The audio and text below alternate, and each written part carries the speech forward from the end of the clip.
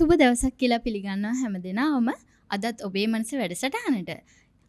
පසුගිය වැඩසටහන් තුළින් අපි කතා කරා ડિප්‍රෙෂන් සම්බන්ධව. ඉතින් අදත් මේ ડિප්‍රෙෂන් කියන මාතෘකාව යටතේ තවත් කරුණු කාරණා කිහිපයක් කතා කරන්න අපත් සමග එකතු වෙලා ඉන්නවා. ජ්‍යෙෂ්ඨ මනෝවිද්‍යා උපදේශක ආචාර්ය වසීර් ලතීෆ් මහතා. ආයුබෝවන් ආචාර්යතුමනි. ආයුබෝවන්. ආචාර්යතුමනි, අද අපි මාතෘකාව ගැන කතා කරනවා නම් බොහෝ දෙමව්පියන්ට තියෙන ගැටලුවක් තමයි මේ ළමයි ගොඩක් බහුතරයක් වීඩියෝ ගේම් වලට ඇබ්බැහි වෙලා ඉන්නවා. එතකොට දෙමව්පියන්ට දරුවන් සම්බන්ධ යම්කිසි දේවල් කතා බහ කරන්නවත් බැරි තරම් මේ දරුවන්ට කේන්ති යනවා, තරහ යනවා, ඒ වගේම අතපය දික් කරන්න ගන්නවා. ඉතින් මේ වීඩියෝ ගේම් කියන දේ මේ ડિප්‍රෙෂන් හා සම්බන්ධ වෙන්නේ කොහොමද? හොඳ ප්‍රශ්නයක් රුචිකා යොමු කරේ. වීඩියෝ ගේම්ස් නැත්නම් වීඩියෝ ක්‍රීඩා මේක ඇවිල්ලා සාමාන්‍යයෙන් අපි අපේ ළමා කාලේදී තිබ්බ වීඩියෝ ක්‍රීඩා වලට වඩා හාත්පසින්ම වෙනස්. දැන් වර්චුවල් ගේම්ස් කියලාත් වෙනම ඇවිල්ලා තියෙනවා.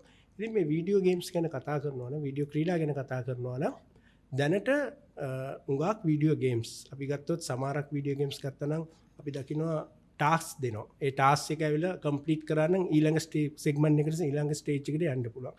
ඉතින් මට දකින්න කාරණාවක්, මට යම් කරුණු ලබා ගන්න පුළුවන් වුණා වීඩියෝ ගේම්ස් සම්බන්ධව. මේ පිළිබඳව හොඳ විවරණයක් කළා තිනවා කරාපිටිය රෝහලේ ડોક્ટર රූමි රූබන් මහත්මයා.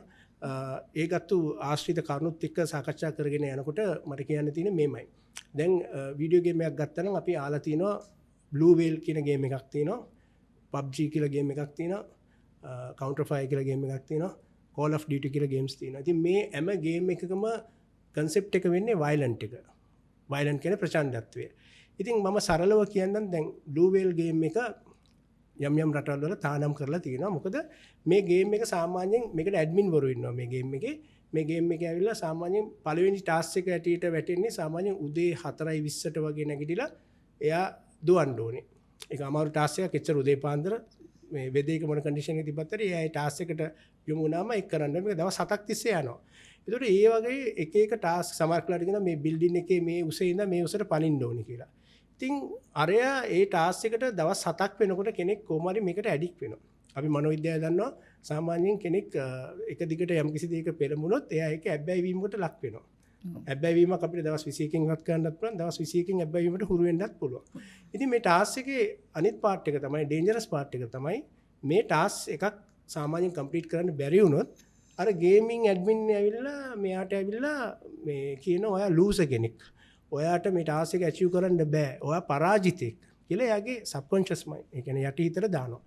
එතකොට එයා තුළ පරාජිත හැඟීම් මතුවෙනවා. එතකොට අර කිව්වා වගේ පරාජිතය කියන දේ මනසට ඇතුල් කරනවා. ඊට පස්සේ වෙන්නේ මොකද්ද? අන්තිමට එයාට කියනවා හරි. ඔයා දැන් පරාජිතයි. දැන් ඔයා මොකද කරන්නේ? ඔයා දැන් ජීවත් වෙලා වැඩක් නැහැ. ඔයා ලැජ්ජාවටපත් වෙන්න ඕනේ. ඉතින් දන්නේම නැතුව සීවිදී හානි කරම ගැනීමක් වගේ යනවා. මට මේ ගැන පොඩි කරුණක් කියන්න පුළුවන්. මොකද මට නම් සඳහන් කරන්න බෑ. අපේ රටේ පසුගිය කාලේ අපිට අයිමි වෙච්ච කලා ශිල්පියෙකුත් මේ ගේම් එකට හුරු වෙලා තියෙනවා. මොකද මේ ගේම් එක සෙල්ලම් කරන එක්කෙනා ටැටු එකක් ගන්නවා. ඒ Blue Whale කියන්නේ නිල්තල් මසාගේ ඡායාරූපයක ටැටු එකක් ගන්නවා. ඉතින් අපි කලා ශිල්පියෙකුට මේකට ගොදුරු වුණා. ඉතින් අර ආචාර ධර්ම නිසා මට නම් ගම් සඳහන් කරන්න බෑ. ඒකේ අනිත් පැත්ත තමයි අපි ළමයි ගත්තොත් දැන් PUBG වගේ ගේම්ස් වල ඉන්දියාවේ තානම් කරලා තියෙනවා. ඉන්දියාව දැන් තානම් කරන්න බලාපොරොත්තු වෙන ඒ වගේ සෑහෙන ගේම්ස් වලින්. මොකද මේ ගේම්ස් වලින් ඇත්තට කරන්නේ අපි ගත්තොත් වැඩිහිටියෙක්ට වඩා පාසල් වී ළමෙක්ගේ මනස සම්පූර්ණයෙන්ම විකෘති වෙනවා. මොකද ආධ්‍යාත්මික ගතියුතු අපි දන්නවා අපේ කුඩා කාලේ අපි ඇවිල්ලා උගක් යොමු වෙලා තියෙනවා වෙසක් උත්සයාවත් අපිට ඒ වගේ දේවල් සතුට ගෙන දෙනවා. දැන් කාලේ ළමයින්ට ඒක සතුටක් ගෙන දෙන්නේ නැහැ. දැන් අපි ඉන්නේ AI ලෝකයක, ටෙක්නොලොජි වර්ල්ඩ් එකක. ළමයි උගක් දුරට දැන් කාලේ එකමත් වේගෙන් යන දැන් කාලේ එන මනෝවිද්‍යා උපදේශනවත් එන්නේ හරිම අමුතු දේවල්, අලුත් දේවල්, තාක්ෂණය පෙරදිරි කරගෙන. ඉතින් අපිට ලොකු අභියෝගයක් තියෙනවා මේ දේවල් අදාරන්න, මේ ගේම්ස් ගැන අපිත් දැනගන්න. ඉතින් මේ අර PUBG වගේ ගේම් එකක් ගත්තත් ඒකේ ටාස්ක් එකක් වැටෙනවා. එතන වෙන්නේ මට ගිය සතියේ මගේ කවුන්සලින් වලට ළමෙක් ආව පේරන්ට් එක්ක. එයා මේ ලංකාවේ ජනප්‍රිය පාසලක ඉගෙන ගන්න. එයා ගේම් එක සෙල්ලම් කරලා එක ස්ටේජ් එකක එයා ගේම් එක පරදිනවා. එයා තරහා ගිය පාරට ෆෝන් එක බිම දමලා ගහලා පාගනවා. ඊට පස්සේ අම්මා එයාට කෑම ගෙනවලා කෑම එකත් විසි කරනවා. ඉතින් අම්මා සෑහෙන බය වෙනවා. මේ ළමයා මොකද මේ තත්ත්වයට උනේ කියලා. ඉතින් ළමයා එකම කතා බහ කරනකොට ඒ ළමයට මගේ මූණ බලලා කතා කරෙත් නැහැ. ඒ ළමයට අර ගේම් එකෙන් ලැබිච්ච අර පරාජිත මානසිකත්වය එයාට දරා ගන්න බෑ. පස්සේ එයාට සෙෂන්ස් කීපයක් දැන් ආරම්භ කරා. පළවෙනි සෙෂන් එකේ මට බොහොම අමාරු වුණා එයාව රිකවර් කරගන්න. මොකද එයා මට සහයෝගය දැක්ුවේම නැහැ. ඊට පස්සේ මම එයාගේ යාළුවෙක් හැටියට ගිහිල්ලා ඒ ගේම් ගැන මමත් එයාත් එක්ක කතා බහ කළා. මොකද මේකෙදී අපි කවුන්සලින් කරනකොට අපිට ලොකු වැදගත්කමක් වෙනවා අපි මේ ගේම්ස් ගැන දැනගන්න. මොකද නැත්නම් ඒගොල්ලන් ඉන්නවා අපි අප්ඩේටඩ් නැති අය කියලා. දැන් අපි ගත්තොත් දැන් ඉන්න ජෙනරේෂන් එක උගත් දුරට අර මිඩල් ඒජ් පව් වෙච්ච කට්ටිය විතරනේ. ඔයගොල්ලෝ අප්ඩේටඩ් නැහැ. ඔයගොල්ලන් දන්නේ නැහැ. ඔයගොල්ලන් ටෙක්නොලොජි එක නැහැ. ඔයගොල්ලෝ AI එක නැහැ. ඔයගොල්ලෝ එක්ක අපි කතා කරලා වැඩකුත් නැහැ කියන අර හැඟීම. ඉතින් අපිට සිද්ධ වෙනවා නවීන තාක්ෂණයත් එක්ක අපිටත් ඒවට හුරු වෙන්න. අපිටත් ඒ ගේම් ඉගෙන ගන්න, අපිට ඒ ගේම් ක්‍රීඩා කරන හැටි දැනගන්න. ඔන්න මේ වගේ දේවල් තියෙනවා. එතකොට ආචාර්යතුමනි මේ වීඩියෝ ක්‍රීඩා සඳහා යොමු වෙන්නේ ගොඩක් අඩු මානසිකත්වයක් තියෙන පිරිසක්ද? නෑ එහෙම කියන්න බෑ. මොකද වීඩියෝ ගේම් එකට යොමු වෙන්නේ මොකද මේක දැන් සෙල්ලම් කරන්න දැනුවත් තියෙන්න බෑ. මොකද මේ වීඩියෝ ගේම් එකට යොමු වෙන්නේ ඇත්තට කියනවා නම් අර හිතේ අර පොඩි කාලේ ඉඳන්ම අර හික්මීමට වඩා අපි කිව්වකෝ අර හැම දෙයක්ම මොනයි කිව්වොත් ඇඩ්වයිස් එකක් කිව්වොත් හරි තරහා යන ගතියක් තියෙන, නොරුස්සෙන ගතියක් තියෙන අර මොනයි වුණත් හරි නෑ මම මේක කරනවා. මම මේක කොහොමරි කඩලා හරි මේවා කරනවා. අර කෙක්කෙන්ද කොක්කෙන් හරි කමන්නේ වැඩේ කරනවා කියන අර ඒ වගේ මානසිකත්වයට ගිය ළමයි.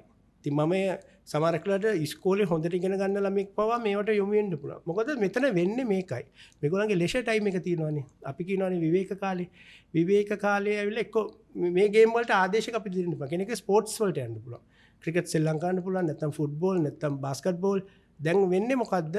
අර ගේම් එකට ඇඩික්ට් වෙනකොට ඒකේ තව බලපෑමක් තියෙන සෞඛ්‍යමය ගැටලුවක් අපි දන්නවා මේ මොබයිල් ෆෝන්ස් වල තියෙනවානේ. ඒකේ රේඩියේෂන් එක තියෙනවා. සමහරක් වෙලා SAR වැලියු කියලා එනවා ෆෝන්ස් වල. SAR වැලියු කියන්නේ ඒකේ රේඩියේෂන් එක.